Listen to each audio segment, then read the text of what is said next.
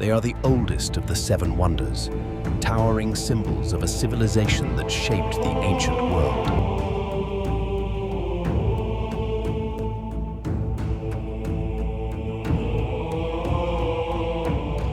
In the heart of the Egyptian desert, rising from the golden sands, stand the pyramids, silent giants of stone that have watched over the earth for more than 4,000 years. These monumental structures, built to honor the pharaohs, remain one of humanity's greatest architectural achievements, a bridge between the mortal and the divine. The story of the pyramids begins in ancient Egypt around 2700 BCE. Early rulers were buried in simple mastabas, flat-roofed tombs made of mud brick. But one visionary pharaoh, Djoser, dreamed of something greater.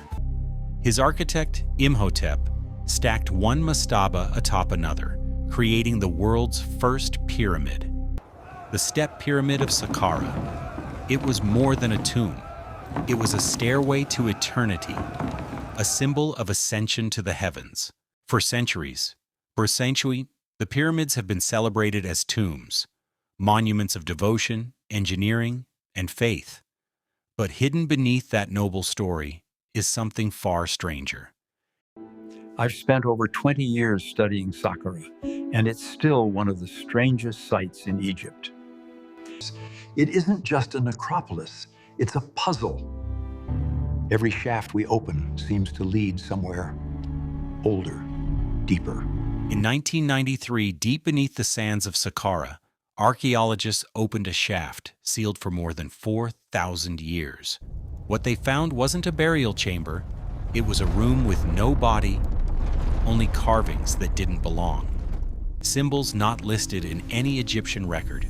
Spirals, stars, and shapes that mirror constellations modern science would chart millennia later. Fragments of papyrus, found near the same site, whisper of rituals to call down the light. Some texts speak of visitors, not from foreign lands but from the heavens. Even Egypt's own priests warned of the ones who came shining, who showed the pharaohs how to build the stair to the gods. Then there's the math, the kind of precision that defies its age. The Great Pyramid's height-to-base ratio forms the number pi. Its perimeter, measured in cubits, mirrors the circumference of the Earth, and its position, almost perfectly aligned with true north, is so exact that even modern compasses tremble. Coincidence? Genius? Or something else entirely? For every stone lifted, another question rises. If the pyramids were tombs, where are the mummies? If they were messages, who were they meant for?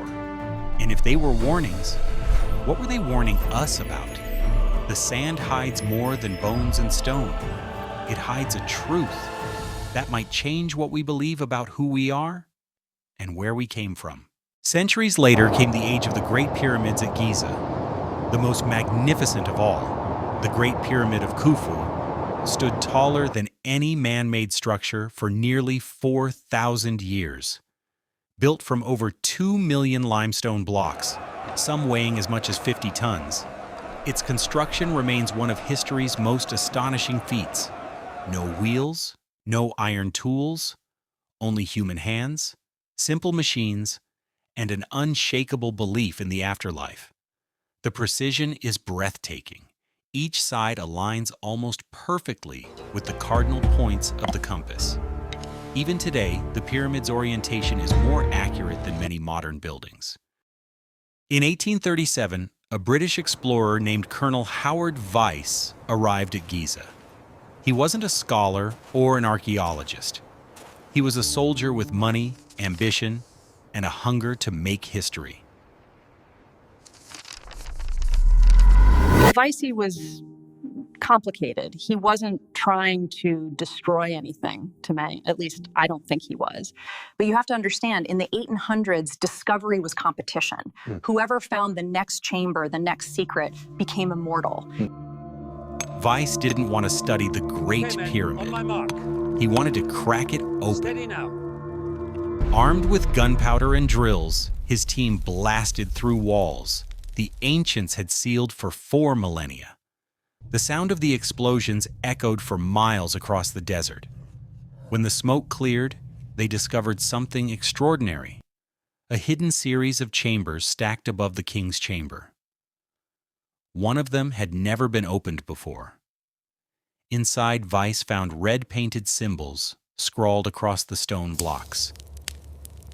Hieroglyphs naming the pharaoh Khufu. It was the proof scholars had long sought, evidence that Khufu had built the Great Pyramid.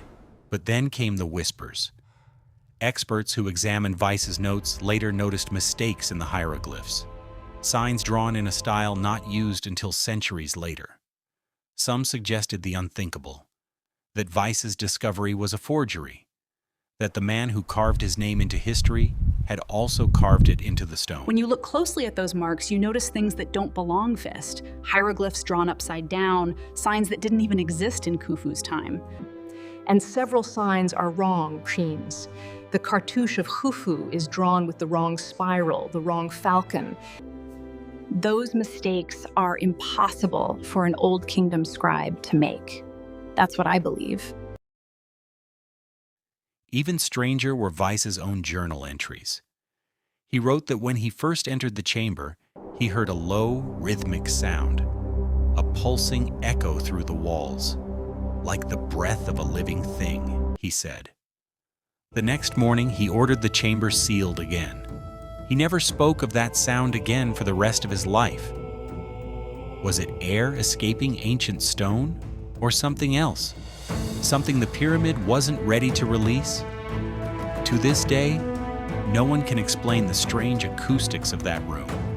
In 1960, a small team of archaeologists began digging near the step pyramid of Saqqara.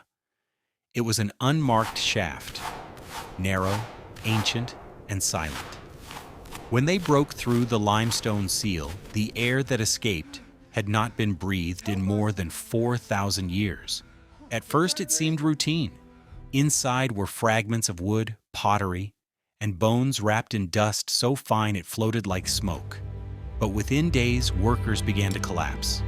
Coughing fits, high fevers, skin burns that shouldn't have been possible. By the end of the week, half the team was in hospital. The newspapers called it the Curse of Saqqara. Scientists called it something else, a perfect storm of biology and time.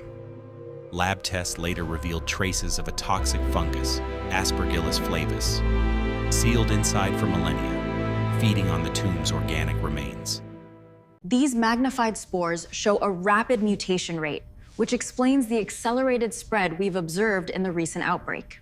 When the chamber was opened, the spores burst free, invisible, deadly, ancient. No gods, no magic, just nature, patient and exacting. And maybe that's the truest curse of all, that what the ancients built to preserve life can still take it away. For centuries, the pyramids have inspired wonder and mystery. Were they observatories, energy sources, portals to another world? Modern archaeology tells us their purpose was spiritual, to safeguard the pharaoh's body and soul on the journey to the afterlife. The passages inside represent the voyage of rebirth. The pyramid's shape, broad at the base, pointing to the sky, symbolized the sun's rays lifting the king to join the gods. More than stone and sand, the pyramids embody the genius and devotion of a civilization that sought eternity. They have endured earthquakes, invasions, and time itself. Yet still they rise, majestic and unmoved. Today they remind us of humanity's eternal quest to leave something behind that defies the limits of life and time. As the sun sets over Giza, its last light ignites the stones in gold, and the pyramids whisper across millennia, "We are forever."